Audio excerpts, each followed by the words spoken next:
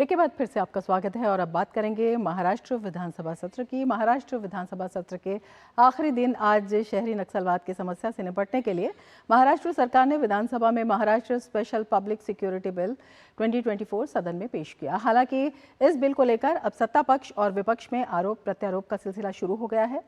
आइए देखते हैं शिशिर सेलार की मुंबई से ये रिपोर्ट। महाराष्ट्र सरकार ने आज विधानसभा में महाराष्ट्र विशेष सार्वजनिक सुरक्षा विधेयक पेश किया।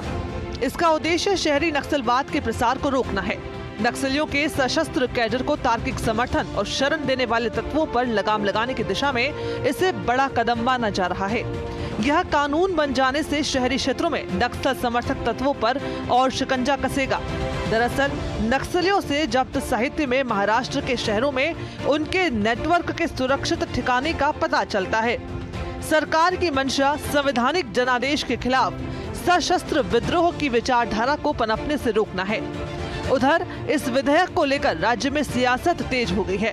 विधानसभा में नेता विपक्ष और कांग्रेस विधायक विजय वडेट्टीवार ने विधेयक को विपक्ष की आवाज दबाने की कोशिश बताया। चर्चा न करते हुए ये बिल पीछे लेने की मांग हमने स्पीकर से की है। बिल के माध्यम से विरोधियों का आवाज दबाना चाहते हैं।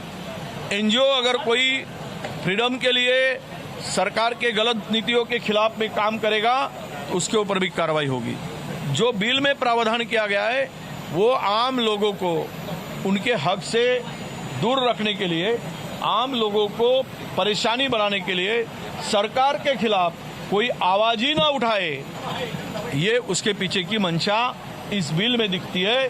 वहीं राज्य की शिंदे सरकार ने यह स्पष्ट कर दिया है कि महाराष्ट्र में नक्सली समस्या से निपटने के लिए यह कानून लाया गया है। नक्सली दूर दराज इलाके में अपना आतंक फैलाते हैं, लेकिन उनके आका शहरों में बैठकर उनको ताकत प्रदान करते हैं।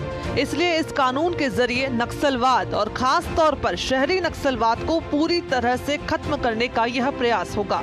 क्या वो नक्सलवादी अपने जबान पे काम करते हैं, अपने दिमाग से काम करते हैं? वैसे नहीं होता है। वो गोली चलाते हैं, हाथ चलाते हैं, हथियार चलाते हैं, मगर उनको हथियार चलाने के लिए, गोलियां चलाने के लिए कोई उनको सपोर्ट करते रहते हैं। जो शहरी भाग में रहते हैं, जो अर्बन इलाके में रहते हैं, उनका और उनका संबंध रहता है और उनके संबंध के माध्यम से वो लोग उनको ये गुनाह करने के लिए प्रवृत्त करते हैं। तो ये अर्बन नक्सलवादी है, तो उनसे ज्यादा गुनहगार है, उनके ऊपर कानूनी कार्रवाई होनी चाहिए, इसलिए कानून लाया। इस विधेयक में यह भी कहा गया है कि नक्सल प्रभावित छत्तीसगढ़, तेलंगाना, आंध्र प्रदेश और ओडिशा ने पहले ही जन सुरक्षा अधिनियम लागू कर दिया है और 48 संगठनों पर प्रतिबंध लगा दिया है।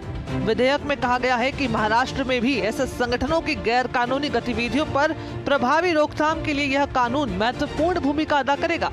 महाराष्ट्र विधानमंडल का हालांकि मौजूदा सरकार का ये आखिरी सत्र है और इस आखिरी सत्र में कई सारे महत्वपूर्ण निर्णय लिए गए। मसलन लाडली बहन, मुख्यमंत्री लाडली बहन योजना हो या फिर किसानों के लिए मुफ्त बिजली देने का एक वायदा। हालांकि अगर देखा जाए पिछले 5 सालों में सरकार ने जो काम की है उसका भी बखान सरकार ने अपने इस सत्र में कई बार जो है सदन में किया है और साथ ही साथ इन्हीं सभी योजनाओं के साथ सरकार जो है आने वाले विधानसभा सत्र के लिए आगे चुनावी रण में उतरेगी। ऐसे में विपक्ष की तौर से भी ये कहा गया है कि जो चुनावी वादे सरकार ने किए थे, हालांकि इन वादों को विपक्ष ने चुनावी वादे कहा है क्योंकि चुनाव इस वक्त अगर देखा जाए महज कुछ ही महीनों पर है और इसलिए विपक्ष कहता है ये सिर्फ चुनावी वायदे हैं। असलियत में क्या ये वायदे सच में लोगों के फायदे के होंगे या नहीं, ये देखना होगा। शिशिर सेलार, डीडी न्यूज, मुंबई। और महाराष्ट्र विधान परिषद में एनडीए की बड़ी जीत हुई है। एनसीपी के दोनों उम्मीदवार चुनाव जीत गए हैं। अजित पवार गुट के दोनों प्रत्याशियों को जीत मिली है। महाराष्ट्र विधान परिषद में एनडीए के सभी उम्मीदवार जीत गए हैं। भाजपा के 5 उम्मीदवार जीत गए हैं। एकनाथ शिंदे गुट के भी दोनों उम्मीदवार जीते हैं। तो बड़ी जीत एनडीए की। हमारे संवाददाता शिशिर सेलार हमारे साथ जुड़े हुए हैं। शिशिर, सभी की निगाहें चुनाव पर लगी हुई थी, इस जीत के क्या मायने हैं? बिल्कुल, बहुत बड़ी जीत इसको कह सकते हैं महायुति की, मतलब एनडीए की महाराष्ट्र में होने जा रही है। फर्स्ट प्रेफरेंस के नतीजे है ये, सेकंड प्रेफरेंस का काउंटिंग इस वक्त चल रहा है, लेकिन इस वक्त जो नतीजे सामने आए उसके अनुसार ये दिख रहा है कि अजित पवार पार्टी के जो 2 उम्मीदवार इस पूरे चुनावी रण में थे वो जीत चुके हैं। वही अगर बात करें एकनाथ शिंदे की पार्टी से 2 उम्मीदवार थे, वो भी जो है कृपाल तुमाने और भावना गवली वो भी जो है ये चुनाव जीत चुकी है। जहां तक बीजेपी की बात करें तो बीजेपी का सबसे बड़ा नाम पंकजा मुंडे, वो भी जो है ये चुनाव जीत चुकी है। दूसरे हम बात करेंगे तो परिणय फुके, अमित गोरखे और योगेश टिलेकर, ये जो 3 बीजेपी के जो उम्मीदवार थे, ये भी जो है चुनाव जीत चुके हैं। हालांकि एक सदाभाऊ खोत जो बीजेपी की तरफ से उम्मीदवार है, उनकी इस वक्त जो है काउंटिंग चल रही है, लेकिन फर्स्ट प्रेफरेंस में जो ये नाम आगे आ रहे हैं वो नाम ये है। बात करें अगर राष्ट्रवादी कांग्रेस यानी अजित पवार के, जैसे मैंने कहा कि 2 अजित पवार पार्टी के उम्मीदवार जीत चुके हैं, जिसमें शिवाजी राव गर्जे का नाम है और राजेश विटेकर का नाम है। ये दोनों भी जो है इस वक्त जीत चुके हैं। वही हम बात करें उद्धव ठाकरे शिवसेना पार्टी से मिलिंद नार्वेकर जो है वो इस वक्त आगे चल रहा है। हालांकि इस वक्त सेकंड, जैसे मैंने कहा कि सेकंड प्रेफरेंस की वोट चल रहे हैं। कांग्रेस का एक ही उम्मीदवार इस पूरे चुनावी रण में थे, प्रज्ञा सातव, वो जो है चुनाव जीत चुकी है। तो ऐसे में अब अगर पूरा 11 जो सीटों के लिए चुनाव हुआ था, इन 11 सीटों का अगर गणित देखा जाए तो महाविकास आघाड़ी के 2 उम्मीदवार जीते हैं यहाँ पर। और बात करें अगर महायुति की मतलब एनडीए की, तो एनडीए के 9 उम्मीदवार जीतते हुए दिखाई दे रहे हैं।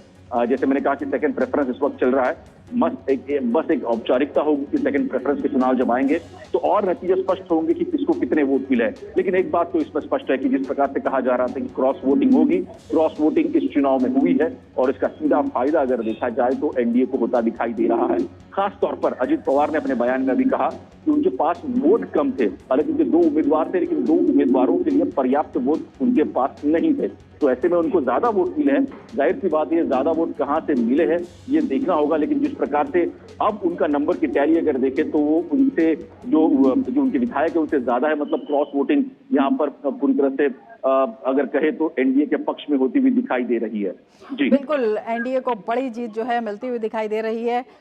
आप शिशिर नजर बनाए रखें। फिलहाल शुक्रिया पूरी जानकारी के लिए।